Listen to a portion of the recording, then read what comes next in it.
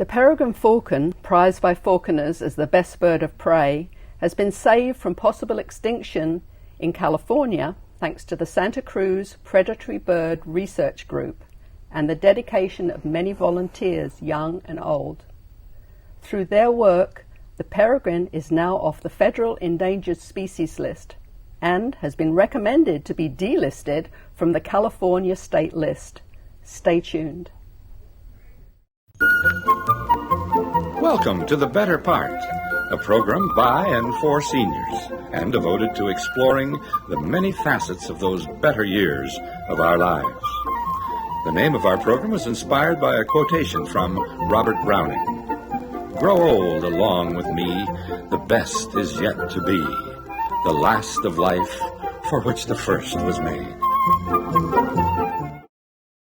How did you get interested in birds? Well, I became interested in falcons when I read My Side of the Mountain by Jean Craighead George when I was 11 years old. And of course, at that time, I never imagined that it could be a vocation.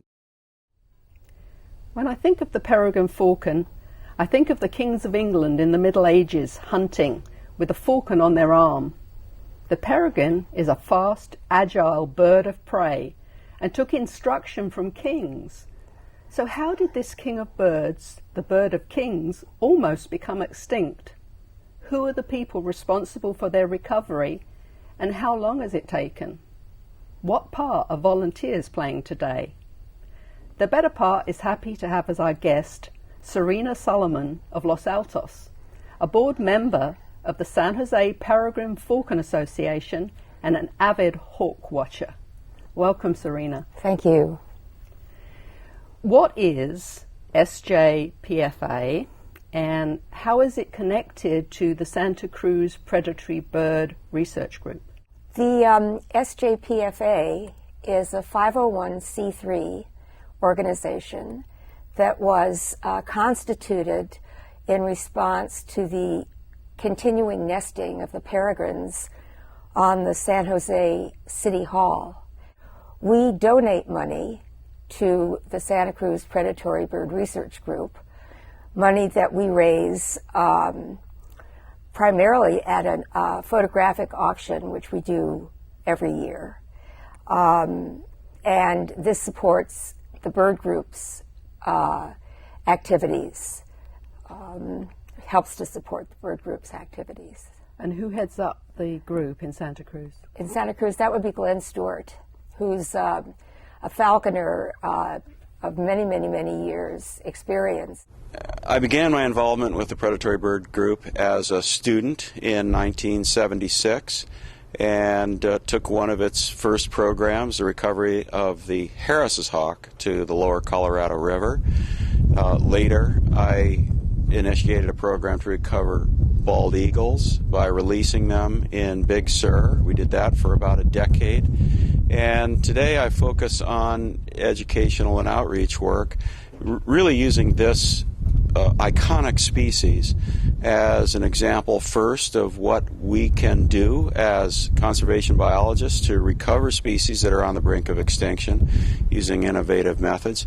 And second, to try and inspire people to do the right thing for nature. And really finally, I think that this a bird like a peregrine falcon is really a gateway animal that can bring people who previously had no interest in nature or were not bird watchers, can bring them in and help educate them and turn them into bird watchers and people with an interest in conservation. The near extinction of the peregrine was caused 30 years ago by, I believe, the spraying of DDT. Yes. And the solution was dummy eggs. Give our viewers a brief education as to why DDT was a problem. Okay. DDT interfered with calcium metabolism in the birds. Since the birds were at the top of the food chain, all the DDT which accumulated in the prey of the peregrine went into the peregrine's diet. Because of this derangement of calcium metabolism, the eggs the egg shells were not as strong as they needed to be. They became quite thin. As a result, the parents could not incubate the eggs long enough without their breaking in order to hatch out the chicks within. Predatory Bird Group was formed in 1975 to address the decline of the peregrine falcon population. By then, they were extinct east of the Mississippi River, and in California, we could only find 2 pairs of these birds. Now, what we did here at UC Santa Cruz was to breed peregrine falcons in captivity, manage the wild population by bringing thin-shelled eggs in from wild eyries that would have broken had we left them out there, and incubating them and releasing the young back into the wild. Over the last 3 decades, we've recovered the population from just 2 known pairs to an estimated 250 pairs in California. Before these eggs broke, they would rappel down cliffs. It was quite an operation, and put dummy eggs under the birds so that the birds would continue to maintain their nesting cycle. They then took the eggs, the unhatched eggs, both to Santa Cruz and to Cornell University and then to Boise, and they were raised up in incubators there. They were tended by volunteers who really were there around the clock, doing everything they could to prevent the babies imprinting on humans. So this was where the peregrine hand puppet was developed, and also subsequently the condor hand puppet for the captive-raised condors. So why is the peregrine falcon recovery so important? Well, the biggest thing, I think, is that it shows that even though the human species did make an egregious error in terms of the DDT, that we were able to see our way clear to understanding the mistake, being willing to fix it, and then fixing it. So who's been responsible for taking the peregrine falcon off of the endangered species list? Who are the people? Well, in the mid-'70s, we started all this work here at UC Santa Cruz and at Cornell University. And it was a group of dedicated young biologists. I was a part of it. Many others have come and gone over the years. People who climbed these cliffs to the peregrine falcon nests and worked in the lab to breed the birds in captivity. And they've all been staffed here in California, here at UC Santa Cruz. I believe volunteers are sometimes called citizen scientists. Is that your title? Well, I don't relate to that, actually. What I relate to is amateur naturalist. And I look back to people like Darwin, Robert Falcon Scott, Captain Sir Richard Francis Burton. These men were great explorers and great observers, and they went out into the field, and then they brought home their results for Queen and country, presenting them to the Royal Society, and brought us a lot of really fantastic information. Well, falcons normally nest on the side of cliffs, but we're seeing more and more nests in rural areas like the PG&E building in San Francisco, San Jose City Hall. How long is the falcon season? Oh, it's around 6 months, plus or minus. Yeah, so describe the stages of development and how volunteers can get involved, starting with the courting right at the beginning. Okay, well, the courting process is fun, and it's very important for them, particularly for the female, because she's deciding with whom she will mate. And this is based upon her appraisal of whether or not this will be a successful mate. If he'll be able to do all the hunting and whatever. So there's cliff raising, which out on the cliffs has the male, also known as the tiercel, just racing back and forth And this is to show the female, who is known as the falcon, that, you know, he can really move through the air. And she sees how fast he can go in level flight, and she can see him in stoops.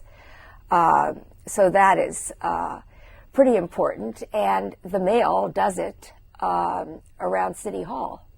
So, you know, cliff racing is quite adaptable to downtown urban skyscrapers. So did the volunteers have any dealings at that particular time? Do they record what happens during that courting? Anything? Anyone who sees it will put a notice on the listserv for the falcons. Okay. So if they're downtown, or if they're watching the webcam when the bird happens to be racing past, they'll put the observation on the list, and then that gets circulated to all the members. What are the next stages, Courting. and what do the volunteers do? Well, the volunteers are observers until the eggs hatch and the babies get close to the point where they're going to fledge. Okay. At this point, we have teams of observers on the ground. They have walkie-talkies. They're in touch with each other. They're in touch with Falcon Watch Central, which is on the roof of the 4th Street garage. And we really want to give these kids a very good send-off. A lot of energy goes into this whole process by a lot of people. And if we can help it, none of these birds is going to end up as roadkill until they really get out on their own. But you don't just monitor them and watch them. I mean, if one tries to fledge and it ends up down on the street, okay. What happens? And have you got a special story about one of those, maybe? Well, I have a story about an impromptu fledging. We have people who are skilled at handling who will pick the bird up off the ground in a proper container, and then Glenn usually comes down and re-releases the bird from the roof. But the first season, the young male, Hiko, was hanging out on the ledge one day when one of his sisters accidentally pushed him off. Accidentally? We're not sure. There are two schools of thought on that one.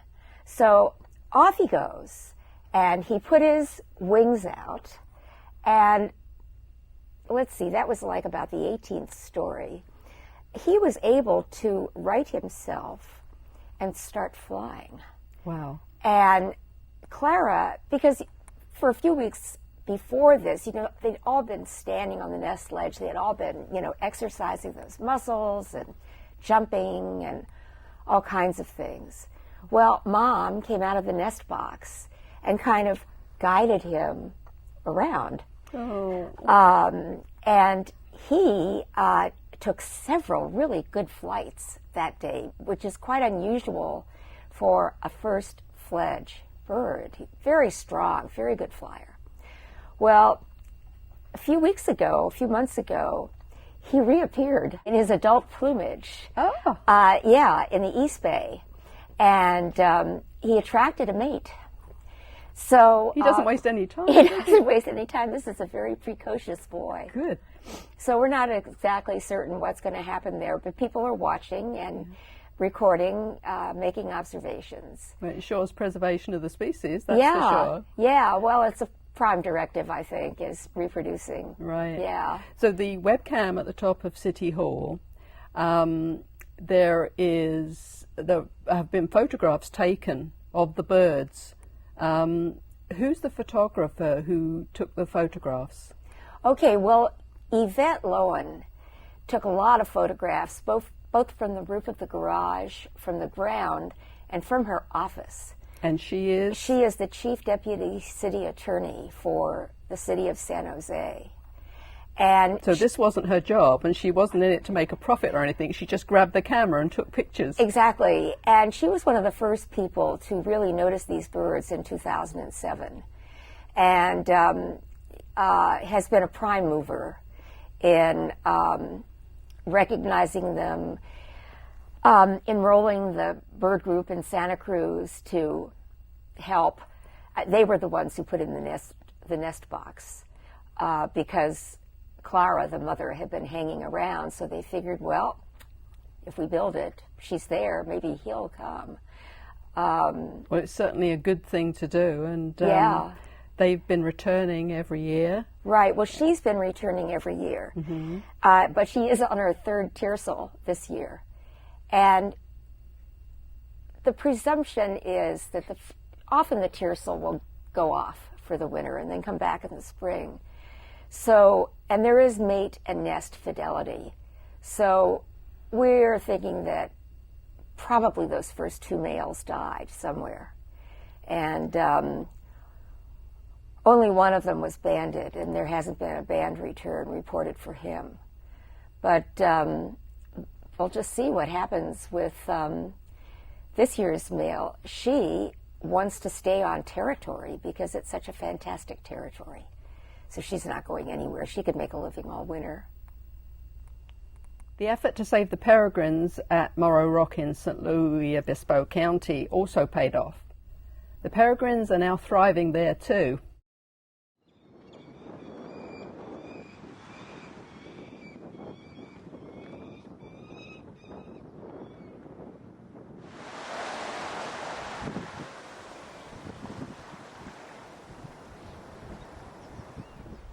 Steve Schubert is the local expert who dedicated himself to the Morro Rock project, and he worked in conjunction with the Santa Cruz Predatory Bird Research Group. What do you want to tell us about Morro Rock, Steve?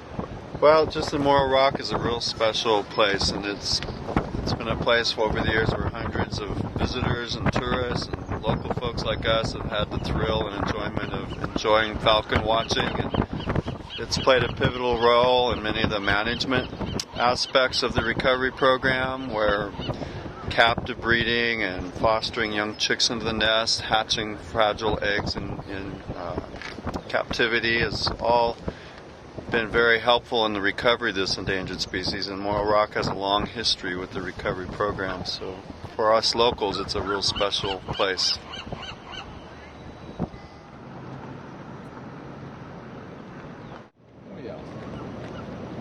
Yeah, I think when I get it, overhang there are two gulls, and then he's right to the left. Yeah, I see him. okay, good.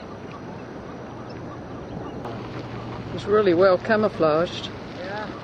Oh, yes. Come Do down that. like that to the left, and there's a bit of rock, looks like a face, a little rock round, and he's sitting under it on the next. He has to do a report on Morro Rock as a landmark, and that's one of the things. So here's the range map of the peregrine falcon, and then this is the adult. This is the one we're looking at. And this is the juvenile, which we're not seeing. Where's that then? Female's right here. Oh, with a white stripe. Okay. You won't see anything. Oh, she just took off. What you did? She's flying. Yeah. That's him. Very nice. Juvenile. Baby. Uh-huh. They're such awesome birds. Oh, here we go. The real babies in this one. This peregrine watch, I started it some years ago. It's a group of, loose-knit group of people that enjoy watching the birds. And I started setting up scopes for the public to be able to see them. And I bought another scope after that, so I would set up two scopes. Especially when the chicks were here, because it got so busy, people wanting to look at them. And they got a real kick out of it, and I enjoyed the social intercourse also, and found I was staying here longer and longer and learning more and more about the birds that I thought I knew everything about. So all the birds are given names. You mentioned Clara. Mm-hmm. Who names them? Clara was named for Santa Clara Avenue in San Jose. I believe it's one of the streets which borders City Hall. Okay. And then the Tiercel that year, Jose for San Jose. The '08 Tiercel, Carlos for San Carlos Avenue, another bordering street. And then this year we have Esteban Colbert. How did that come about? Someone suggested it, and it turned out the mayor really likes Stephen Colbert. So that's how that happened. But the babies, names are suggested by school children in San Jose. And they're asked to write an essay about the birds and say a few things about why they think that their suggested name or names is appropriate for the birds. So it's a contest every year? It's a contest every year, and it's a lot of fun. People really enjoy it. So. And do they return to the same nest each year? Well, Clara has. Clara has, yeah. Okay. Is there any way to track how far they travel or how far she travels before she comes back? Well, she's pretty much around town. There's no way really to track unless the birds are fitted with telemetry. And none of those birds are really fitted with telemetry. But if they turn up somewhere, they do get tagged, don't right, they? Right. Yeah. So, for example, when Hiko showed up in Oakland, someone with very, very good optics saw that he had a band and spent a few days waiting until she could read all of those band numbers. And that's how... So that's how you knew how far he'd gone? Right, and who that bird was. We don't know where he went before he turned up there. There's a group in the Pacific Northwest, Seattle, I think, Bud Franklin, and they fit birds with telemetry and track their migration patterns, and that can be watched on the internet. Are there many active areas right now? All over the country? You mean in terms of iris? Yes. Oh, yeah. I say aries. Right, you say that's iris. fine. Well, we looked it up. We did look it up. We looked it up in the Ultimate Dictionary, the long OED. It says we're both right. Both are correct. Okay. So, Rochester, New York, Duluth, Minnesota, which has a falcon watch, and it's very easy to watch these birds from a city park where a lot of homeless people live or hang out, and they've involved a lot of the homeless people in the project of watching the birds and keeping track of the birds, and I find this particularly touching. Yes. Nature doesn't care how much money we have. It doesn't care what kind of clothes we're wearing. And when I find myself in nature, watching a raptor, watching a peregrine, I am completely in the moment. And so is that bird. And we are engaging with each other on, I think, the most skillful level any beings can engage upon. There's just no nonsense at all. You know, we know what we must do. We have no forethought of grief or afterthought of, why didn't I do that?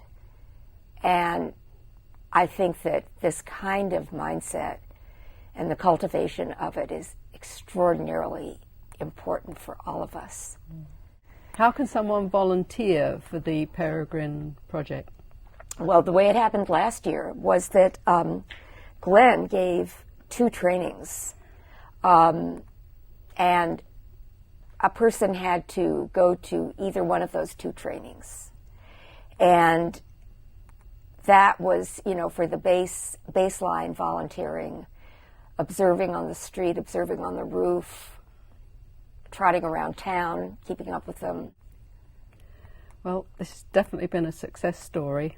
And sure has. Thanks to the volunteers. I mean, 30 years is a long time, but you've all done a great job, and I hope that the Peregrines will return happily to San Jose City Hall and be live education for years to come. Right. So I thank you very much for being my guest. You're very welcome, Val. And for the grandparents out there, there are many, many free programs down at UCSC. At the Seymour Marine Discovery Center. What a wonderful place to take kids to learn about all sorts of things, not just peregrines. Maybe. Chup, chup, chup, chup, chup, chup, chup, chup. Thanks to a dedicated, hard-working team and many volunteers over 2 decades, the Peregrine Falcon will be here for years to come. The success of the Peregrine program in California is due to the research and education of the public by UCSC. Sophie is a bird that I raised from, she's born in captivity, never lived in the wild. Her parents never lived in the wild. She's 9 years old. I raised her from a 1-week-old hatchling and raised her around people so she'd be absolutely tame. In her lifetime, she's been in front of more than 60,000 people, a total audience, where I talk about conservation, education, and the recovery of the species. And she's, as you can see, a lovely bird for that kind of work. If you would like a copy of Peregrine Falcon Saved, our program today, or any of the Better Part programs, please contact us at the Cupertino Senior Center, 408-777-3150, or visit our website, www.thebetterpart.com. A selection of our programs are also available through the Santa Clara Library System and on YouTube. I'm Val Jeffrey for The Better Part, and I thank you for watching.